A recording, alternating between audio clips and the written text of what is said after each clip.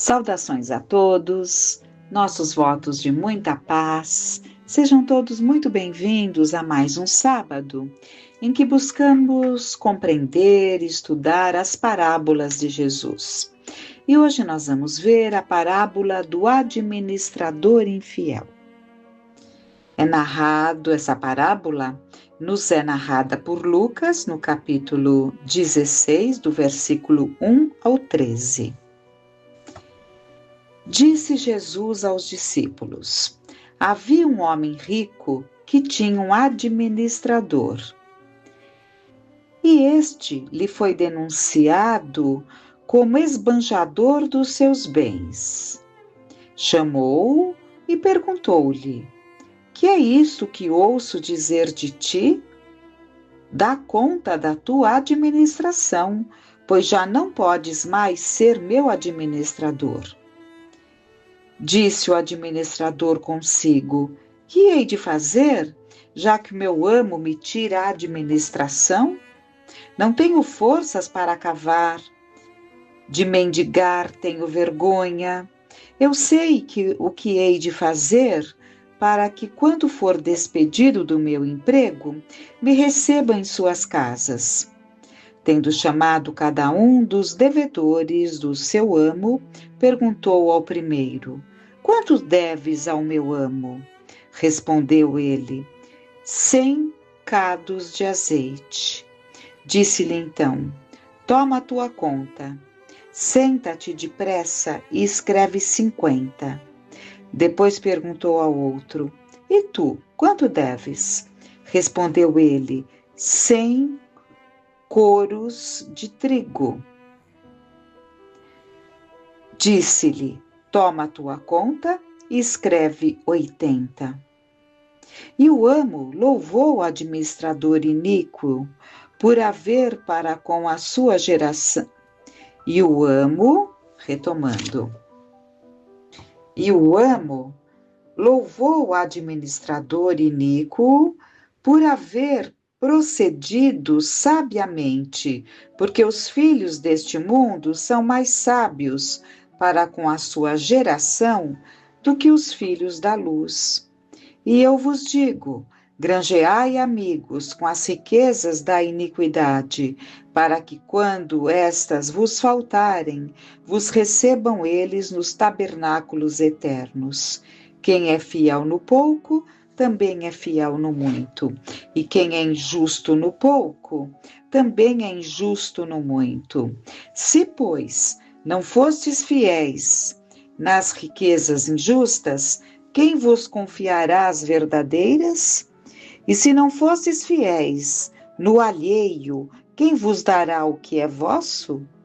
Nenhum servo pode servir a dois senhores, porque ou há de aborrecer a um e amar ao outro, ou há de unir-se a um e desprezar o outro. Não podeis servir a Deus e às riquezas. Essa parábola nos é trazida por Lucas. E vamos ver o que Cair Bar Schutel nos fala. O sentido oculto dessa parábola visa a estas duas qualidades, pelas quais se reconhece a bondade ou a maldade do homem. E as duas palavras são fidelidade e infidelidade. Fidelidade é a constância, a firmeza e a lealdade com que agimos em todos os momentos da vida, na abastança como na pobreza, nas eminências dos palácios como na humilde das choupanas, na saúde como na enfermidade, e até nos umbrais da morte como no apogeu da vida. O apóstolo Paulo, demonstrando sua lealdade, sua constância, sua fidelidade, sua firmeza de caráter, dizia: quem me separará do amor de Cristo? A fidelidade é a pedra de toque com que se prova o grau do caráter do homem. É fiel nos seus deveres?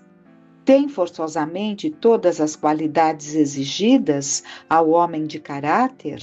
Reconhecimento, gratidão, indulgência, caridade, amor, porque a verdadeira fidelidade não se manifesta com exceções ou preferências.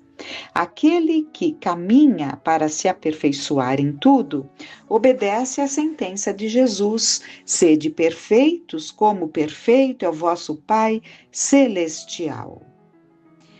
Pelo que se conclui, expondo a parábola, Jesus teve, por fim, exortar seus discípulos a se aplicarem nesta virtude que se chama fidelidade, para que pudessem um dia representá-la condignamente, tal como se manifesta nos céus. Como tudo na natureza e como tudo que se faz mister para a perfeição, quer no plano físico, quer na esfera intelectual e moral, a fidelidade vai se engrandecendo em nós à proporção que nela nos aperfeiçoamos.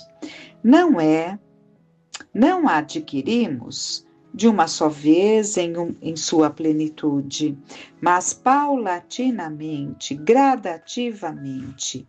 E aquele que já a possui em certo grau, como o administrador infiel da parábola, faz jus à benevolência divina. Pelo estudo analítico da parábola, vemos que o administrador foi acusado por alguém ou por outra, foi denunciado como esbanjador dos bens do seu patrão, pelo que este resolveu chamá-lo à ordem, perguntando-lhe: o que quer dizer essa denúncia que tive de ti? Dá conta da tua administração, pois desta forma não podes mais ser meu empregado.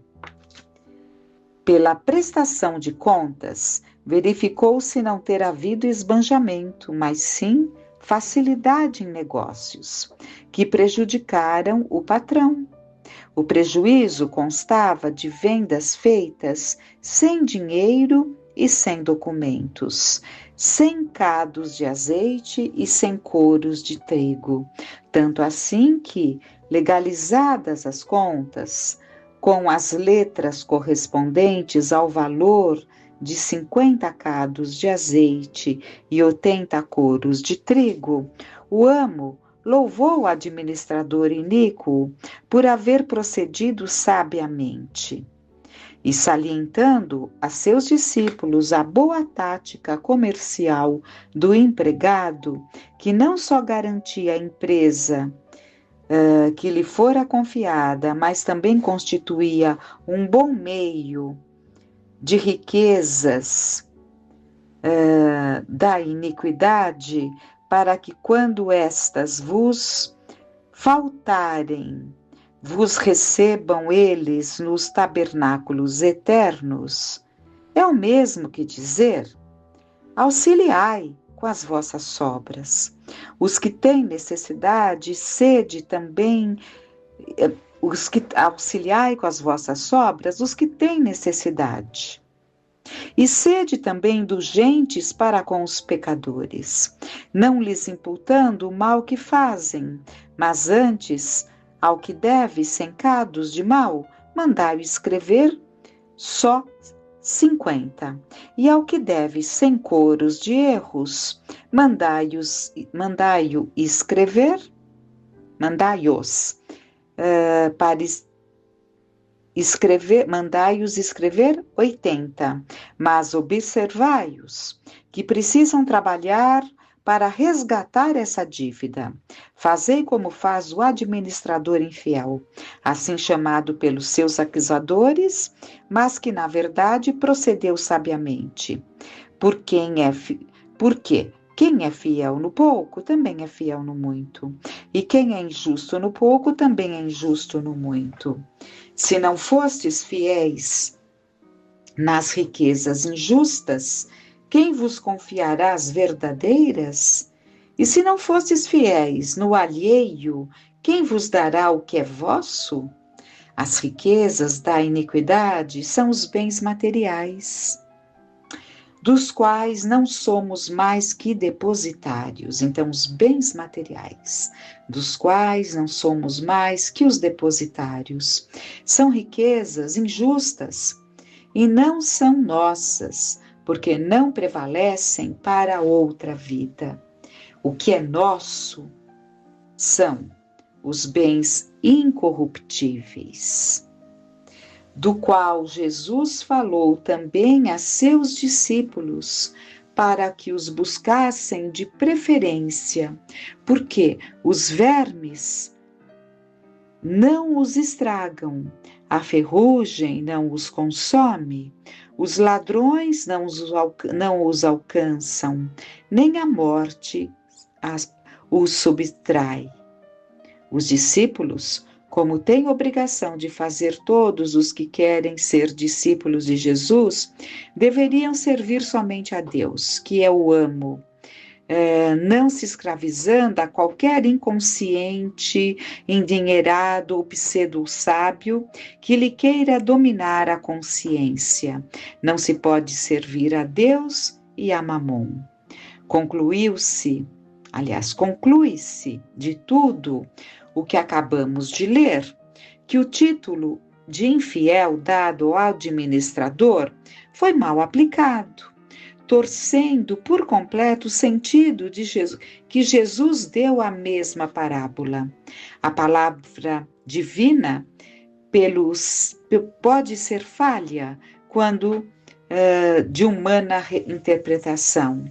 Faz-se mister recorrermos às entidades superiores do espaço para que lhe compreendamos sempre o sentido em espírito e verdade. Então, as riquezas da iniquidade são os bens materiais. Isso fala muito alto, não é? Isso fala muito alto, porque é o uso que fazemos de tudo. A riqueza, para muitas pessoas, é um processo natural, né? Mas é preciso que estejamos atentos para que sejamos trabalhadores fiéis, né? E o trabalhador fiel é o que é no pouco, quem é no pouco é no muito. Né? Não adianta pensarmos, mas eu só desviei um pouco. Aquele que desvia um pouco vai desviar muito quando tiver a chance. Então, aquilo que quantas vezes criticamos tanto, né, naqueles que nos governam, muitas vezes eles são o espelho da sociedade, porque pertencem à sociedade. É preciso que haja essa mudança íntima, haja essa retomada de valores. E retomar os valores é sempre pautar a vida no que é o correto, dentro daquilo que, na nossa condição, entendemos como correto. Se algo nos cai às mãos e não é nosso, não nos pertence, não nos pertence. Se algo dentro de um equívoco nos vem a mais numa loja, num mercado, cujo dono é muito abastado, que importa? Ele é abastado? Ele é abastado. Isso que veio para mim por engano não me pertence. Pertence a ele, não a mim. Então, são determinados pontos que nós temos que ter muito claro para nós, muito claro, porque estamos sempre enveredando para novas oportunidades, novas chances de trabalho, de teste, de oportunidades, mas não nos esqueçamos de testes, né? Então é preciso que estejamos atentos às tentações, a coisas que não mais nos tentam, mas a coisas que nos tentam. Então, tudo vai daquilo que ainda nos agrada de uma forma exagerada, a ponto de muitas vezes partirmos para caminhos não saudáveis. O importante é compreender que tudo caminha para a perfeição, quer no plano físico ou na matéria intelectual e moral. A fidelidade vai se engrandecendo e nós, à proporção que nela nos aperfeiçoamos. Então é importante que tenhamos essa conscientização, né?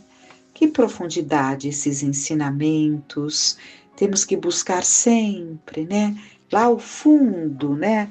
O Espírito, aquilo que Jesus quis nos passar, né?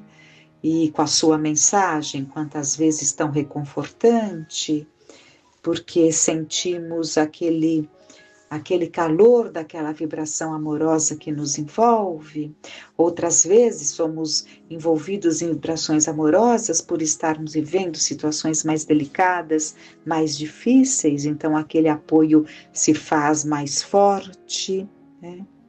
O importante é compreendermos esses ensinamentos, né? O importante é sabermos que por nós mesmos nós podemos buscar. Se temos ali a saúde mental, vamos buscar nós mesmos nessa fonte de aprendizado, né? Nessa fonte de atribuição, né? Atribuição àquele que se esforça, aquele que busca, aquele que cala sentimentos mais difíceis em favor do que é bom, do que é belo, do que é justo, em favor da obra.